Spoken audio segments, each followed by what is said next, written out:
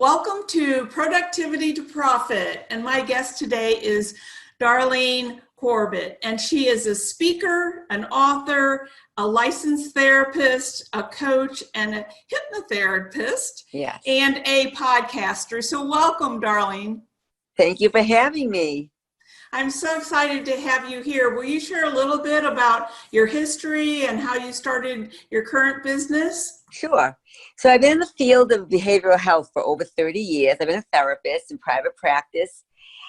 And in my 50s, after doing this, loving it, in my 50s, a series of events unfolded, which got me thinking, what's my next chapter? What's next? And I decided I wanted to take my message to the larger platform. I wanted to speak. I started exploring places and areas, and lovely people informed me about national speakers, Toastmasters. Then I started writing. I decided I wanted to write more, so I started blogging every week. Eventually, my blogs got in front of an administrator of a publishing company. I met with the publisher. We spoke first, met, and my book was published. So I have all these new things, but they're really based on my work as a therapist for years and hypnotherapist. That really gave me the gravitas to really speak about helping people get unstuck, because that's what I've been doing for over 30 years. So that's pretty much what led me kind of on this unexpected road, if you will, because I never thought 10 years ago I'd do anything but be a therapist. So here I am. Awesome. So will you tell us a little bit about being unstuck or getting unstuck? Yes. So I tell people, because I my own journey, everybody gets stuck. I get stuck. I still get stuck. We all get stuck. Life is full of obstacle courses. It's a beautiful experience, but you all get over one, you don't always know when the next one's going to be in front of you. And sometimes you feel like you can't navigate around it. You can't get over it. You can't get around it. So you get stuck. What I tell people, and sometimes I have to tell myself also, is that nothing stays the same. And there's always a way to get unstuck if you persevere. And a lot of times what's the worst thing for people is they get this close to getting unstuck or get this close to getting what they want, and they stop, they're halted, and they don't always know why. And I tell people, it doesn't matter what your circumstances are or your age is. It doesn't mean it will be an easy hurdle. It doesn't mean that it will be something that will come so easily at one time. It may take a while, but you can do it. And so my goal is to, and I have stories behind it. I have stories, lots of stories where people never thought they'd get unstuck. There's also a science behind the whole idea that the brain is malleable, neuroplasticity, and that we can make changes. If we can change behavior, we can make other changes, and I firmly believe everyone's capable of it. So what would be the first kind of step if I felt like I was struggling in some kind of an area? How would I even, number one, figure out that I was stuck? Sure, right. And then how would I proceed? Well, sometimes people don't know they're stuck. You're right. And sometimes it takes a crisis. So, for example, somebody might be unhappy in a marriage and they don't say it, and all of a sudden things get so insurmountable, they leave. And the other person has no idea that there was any problem. For some reason, they weren't tuned in. And so all of a sudden, they changed. My goodness, they wouldn't change before. But once one part of the couple leaves, they're capable. So the thing is, you have to learn. You have to know thyself. As Socrates said, he's right. You need to get in touch with what's making you stuck. Are you stuck? If you are, how is it impacting your life? And then you can begin to start to make the changes. But like any change is about changing habits. All behavior is habits, habit formation, and habits form in the conscious. Then they go the unconscious. So when we learn to drive or we ride a bike, you're awkward at first because you're conscious of it. And then it becomes secondhand. And it's not so easy to lose those habits, which is a good thing in some areas, but not so good in others. Habits are stubborn. So the not so positive habits, they're difficult to eradicate. So you have to really begin to work on it. So you can start to even write about it. You say it.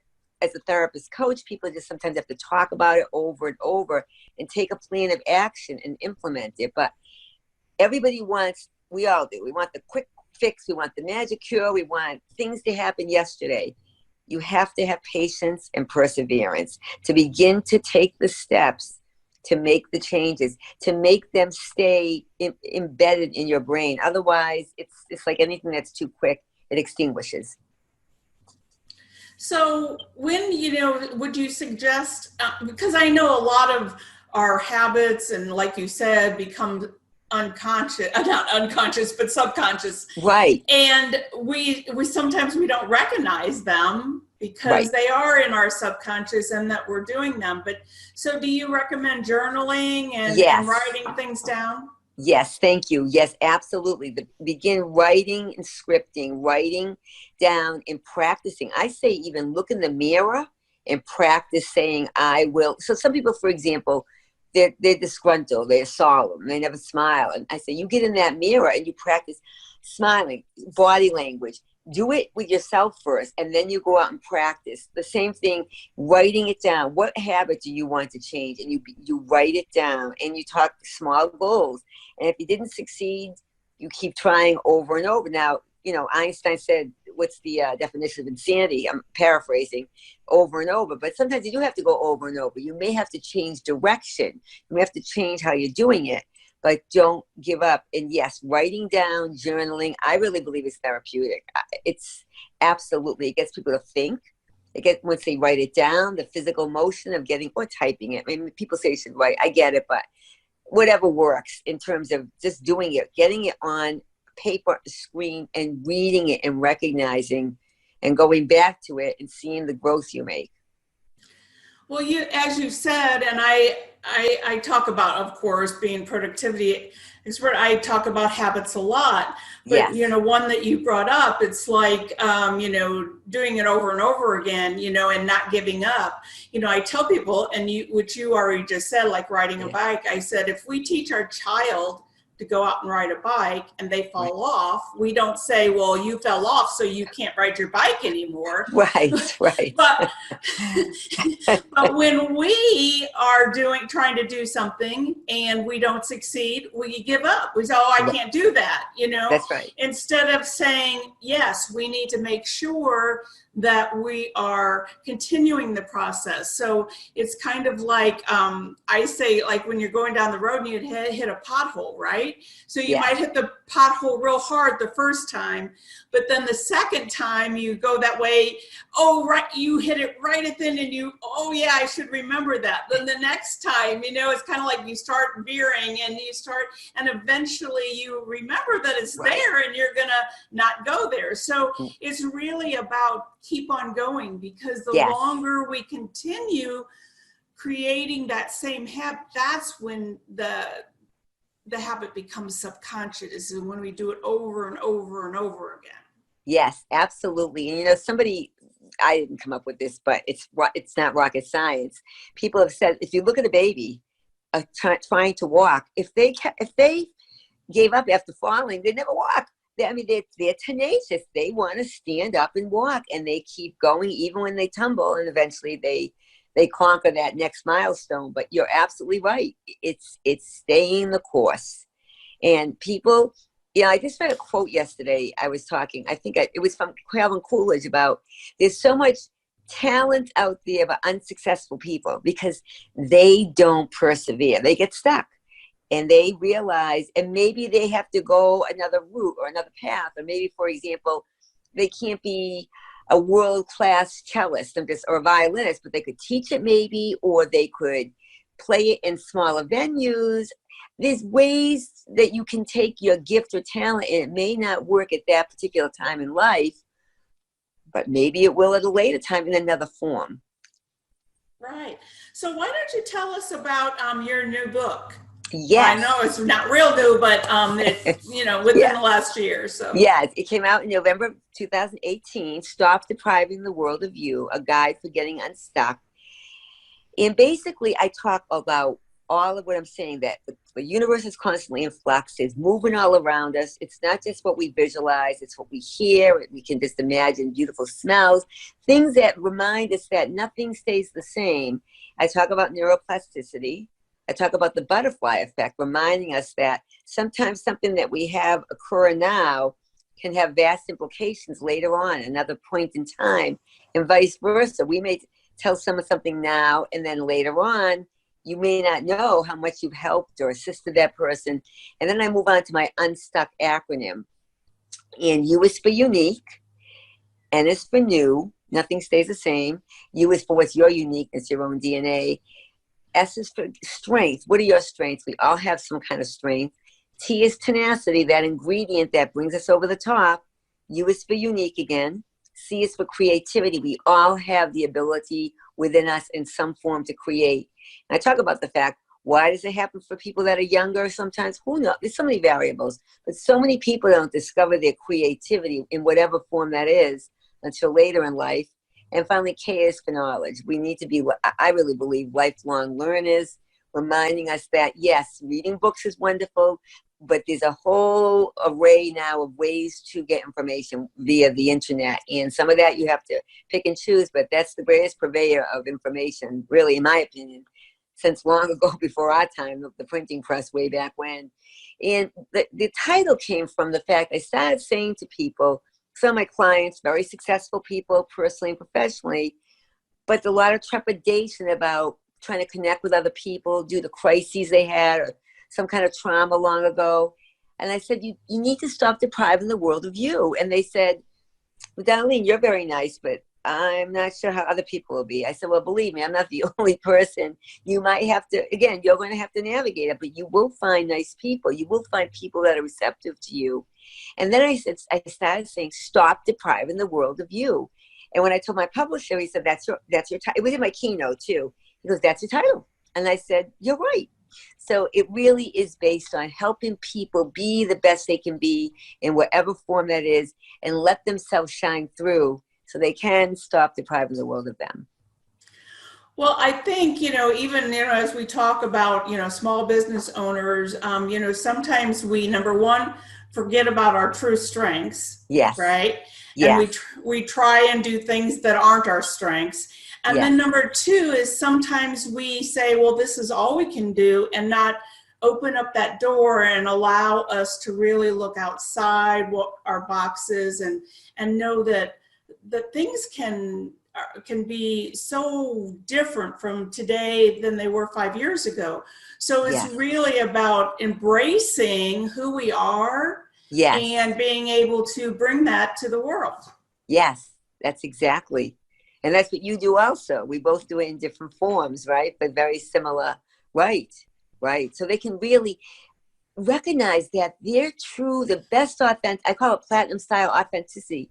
Be you. Don't have you are unique. And people say, oh, I'm not unique. That's the biggest thing. Oh, there's nothing special about me. And I say, listen, our DNA is unique. But think about this. You wear a dress, so-and-so wears the exact same dress.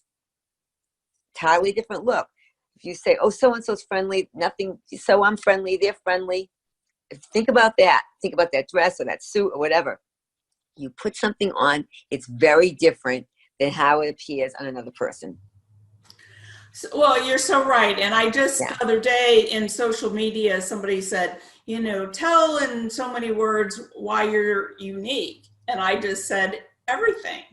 Good. Really, Right. Right. Because there is not another me, unless right. I would have a twin, right? That's right. So there is not another me, and what I bring to the world, even though I might do the same thing as someone else, I bring it to the world differently. That's right. We all do, and it's, and there's enough for all of us. And, and it's really, I guess that's the part of marketing, is showing people why we're different than everybody else. That's right. That's right. It's interesting you say that. I wrote an article for this new group I'm writing about called Biz Catalyst 360. And I forget the exact title now, but your next chapter. And what I do, I used another article where I used the book as a metaphor, but I took this one and I really expanded on it. I wrote that you cannot be you are your own book.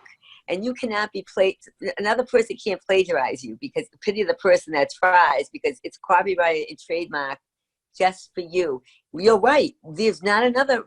We are unique. Right. So tell us a little bit about your podcast. I know that I've been on your show. And yes, I'm so glad. So talk about your podcast a little bit. Yes. So my podcast is Tap Into the Power of You. It is for women 40 plus who wish to get unstuck. It's for the men who wish to join them. And also for people younger. I have a 26-year-old that he told me he's listening to it, because eventually they will turn 40, hopefully. Eventually they will. So this, it doesn't have to be 40, but it's certainly oriented towards the Gen Xers and the boomers. And last year, my husband suggested, why don't you think about doing a podcast? I said, are you kidding? Absolutely not. Then I started being a guest on a number of them. And I thought, I really like this. I like speaking. I like listening. I thought, this is the perfect medium for me. I tried doing YouTube, and it was not for me. I had to get everything perfect. I swear it took me 3 hours to do a 5-minute take. This is, even though I like video, I wasn't natural at that, sitting there looking into the camera without having somebody there. I suppose I could have done it more guest format, but the podcasting is so perfect for me because I'm a relationship expert. That's what I've done for years. I work with people. And so I've fallen in love with it. And then I've had, let's see, you came on, I'm so delighted. At the very beginning, a lot of people, I thought they'd embrace being a guest. Oh, no. A lot of therapists, no way. So I thought, what am I going to do? I'm not going to have as many guests as I thought. So I started doing my own. I thought, I really like this. I'm going to do my own. And then all of a sudden, people said there'll be a guest. So it's a mix now. I thought it was going to be more 80, 90, 20, 10 for me being the lower. Now it's going to be more 50-50. And I love it. I love having the guests on, such as yourself. I love speaking about topics I know. So it really is something, it's a really nice venue for me, and I'm really enjoying it. Well, great. Well, there are so many avenues, as you said earlier, there's so many avenues for us to get knowledge. Yes. We can read, we can listen to books now, we can, listen to podcasts and in a number of different ways. Yes. And then now TV shows, yes, right? Yes. Yes. And it's so awesome that we have such array of ways of getting information and yes. Helping ourselves improve ourselves and just learning about new things. Yeah. And I think that it's really important that we really learn that our learning never stops. That's Would right. you agree? Absolutely. You and I are right on the same page. I think we talked about it in the podcast too. Yeah. Really always being open to learning. And that's what helps people get unstuck. Don't you and I talked about that. If they're open to at least considering new ideas, it's a beginning to help them at least consider, maybe the way I operate didn't work so well. Maybe I need to be open to this person's suggestions. Yeah. So will you tell people how they can get a hold of you, how they can maybe Sure. buy your book, and Yes. they can hear your podcast? Yes, great. Thank you so much. So they can go on my website, darlenecorbett.com, and I have, my speaking, my blogging, my how to reach me if you want to sign up for my newsletter, which goes out quarterly. I intended it to go out every other month, but you can only do so much. But also my podcast, Tap Into the Power of You. You can find it on Apple Podcasts, which is iTunes, Stitcher, Spotify, Outcast, and then and Google Play if you have an Android. And then my book, Stop Depriving the World of You, you can find it in Amazon, also on Amazon online, and then in Barnes and Noble's online, also in the bookstore Barnes and Noble's and other retail stores. It was in, I believe, Walmart, some of the Walgreens, Books of a Million. And that's how you can find it. Awesome. Yeah. So, is there anything that you would want to offer to the audience as, Yes. Just a last topic that, how, they Yes. can help themselves either or in their business? Yes, thank you. Well, I will, if they come to my website and sign up for my newsletter, I will send them the first 4 chapters of my book so they get a taste of it. Yes. And if they like it, and hopefully they do, they'll go out and buy it. But if not, the first 4 chapters offers a lot of information. So yes. Great. So Yes. one last question is, Yes. What is one of the biggest challenges that you find in starting a new business, and how Yes. have you overcome it, or what are you doing to overcome it? Well, it's a great question, because I'm still managing my therapy practice. It's a little challenge in making the time to do all I need to do, especially around the speaking. You have to devote a lot of time to that. So I am trying to really scale back. I envision next year of scaling back my practice totally so I can devote all my time. So for me, it's making time. It's making time and prioritizing that in order for me, especially because of the speaking, because my book is out there. It's the speaking. So for me, it's prioritizing time to devote, to reach out to more meeting planners and people in charge of bringing you on for the speaking. And that's what I need to do. And staying tenacious, because you're in the speaking business also, and writing. In any business, if it's easy to give up. I remember my therapy business. That's why it helps me.